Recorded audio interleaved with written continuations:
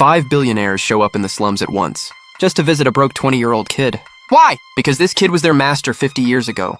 Back then, they only learned a fraction from me, and became legends in their fields. But when they saw me again, they freaked out seeing I haven't aged a day. Because they don't know I've lived for 100,000 years. I didn't just create Taoism and Buddhism. Even Emperor Qin Shi Huang was my student. 50 years ago, I sent them away and went to sleep. Now that I'm awake, I don't want to change the world. I just want to live like a normal person. When I got back to my old place, some drunk dude had taken it over. Right then, the billionaires showed up. They stepped into the yard and saw this drunk pointing a bottle at them. "What are you old geezers doing at my place?" Liu Bingjun heard this. His face went dark. It's been years since anyone talked to him like that. He wanted to kill him right there. But at that moment, I stopped him from where I was sitting. "I'm buying this house. 50 million. Who's paying?" "Ha ha ha ha! Kid, who the hell are you yelling at? These old farts? They got 50 million? The drunk didn't believe anyone in this slum had that kind of cash. "Master, I'll pay." Liu Bingjun stepped forward. He pulled out a $50 million check. The drunk took it and laughed coldly. He crumpled it up and threw it in Liu's face. "You trying to mess with me? I want cash."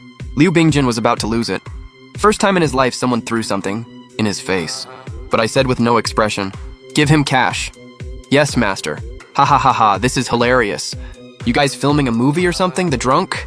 Thought it was a joke, some 80-year-old man calling a young guy master. Filming was the only explanation he could think of. 10 minutes later, Liu's people showed up with 50 million in cash, walked right into the yard. "Go get your money." I was pretty chill with the drunk. He walked over skeptically. When he saw the cases full of red bills, he almost questioned reality. "What, you're actually buying? This is all mine?" "It's yours." Liu Bingjun had had enough today. Coming to see me already made him nervous as hell. Now he had to deal with this drunk too. After handling everything, Liu walked over to me, trembling.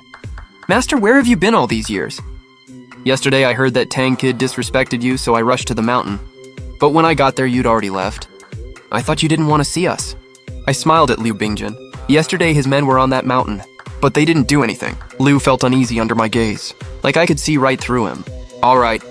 I called you here for one reason. We had our time. You're all doing great now. You just bought me this place. We're even. What you have is yours. I'm not taking it back. So stop worrying." When Liu and the others heard this, they panicked. They all dropped to their knees. "Master, everything we have, you gave us. Just say the word, and we'll give it all back." "Master, I'll always be your servant."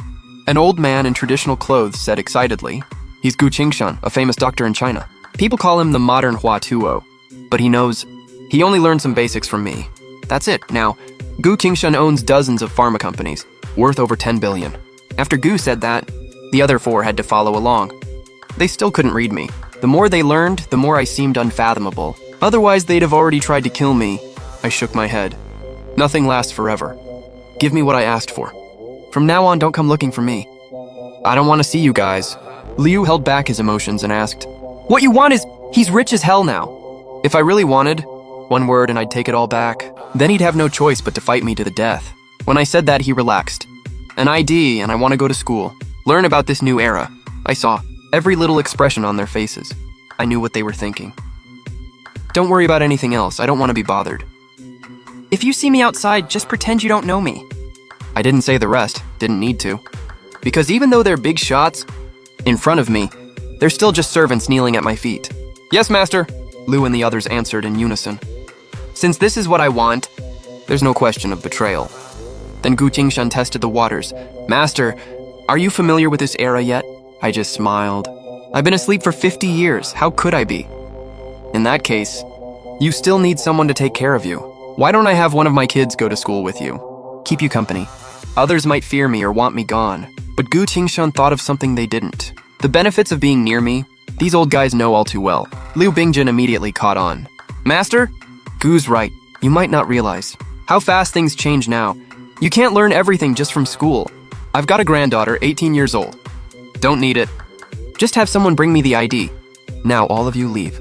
My face turned cold. I didn't want to talk more. I turned and went inside. The 5 old men looked at each other, then shook their heads. Liu shouted loudly, "Master, we'll take our leave."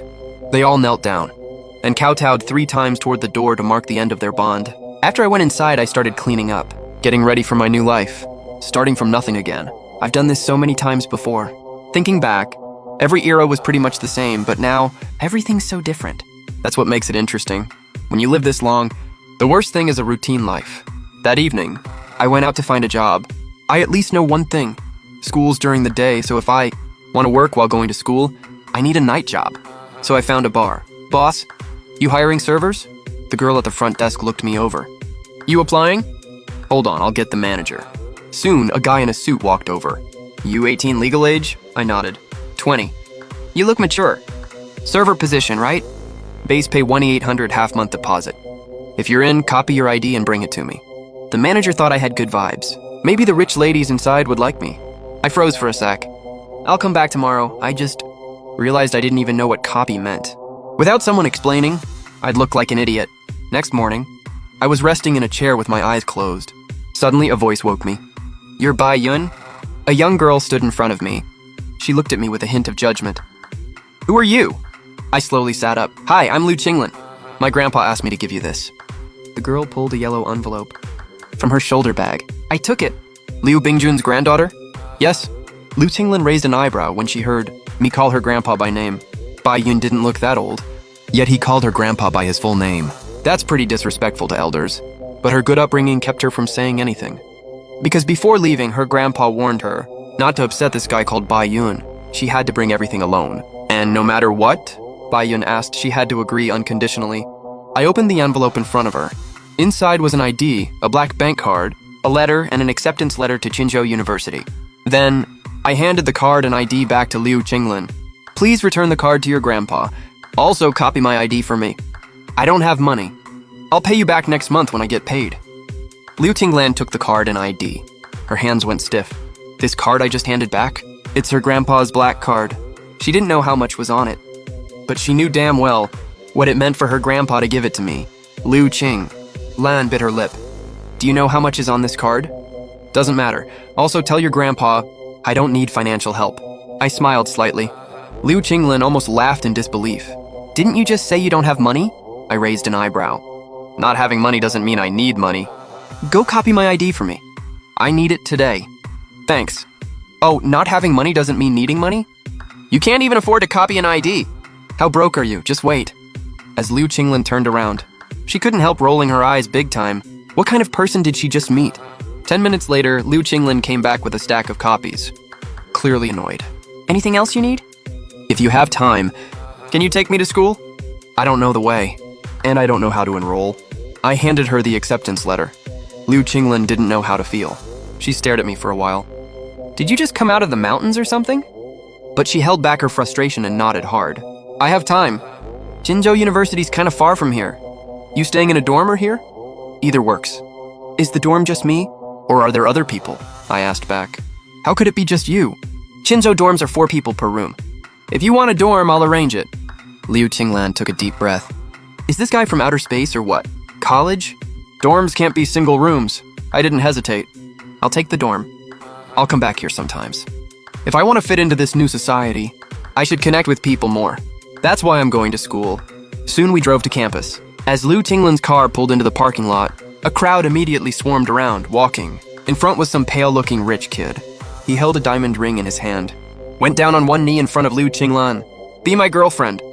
The moment he said it, his crew started cheering. Li Zheng, everyone go away. Stop bothering me. The noise annoyed Liu Qinglin. If it were a regular girl, she might be moved by Li Zheng's romantic gesture. But Liu Qinglin, she was just annoyed. Then she noticed I hadn't gotten out yet, so she turned and opened my door. Why are you still sitting in there? I got out pretty calmly. I wasn't paying attention to how you opened it. Liu Qinglin was genuinely amused. What kind of person is this? Liu Qinglin was opening car doors for people for the first time. Li Zheng's eyes locked onto me. Who the hell are you? In front of all these people, worried about kneeling down, getting rejected, and then this dude gets out of Liu Qinglin's car, Li Zheng. Couldn't let this slide. I glanced at Li Zheng and the whole setup behind him, balloons floating everywhere. Pretty creative. I'm talking to you! Li Zheng got pissed at my calm expression. He felt completely ignored, but I still didn't acknowledge him. I just looked up slightly. All the balloons in the sky suddenly popped. Holy shit, what the?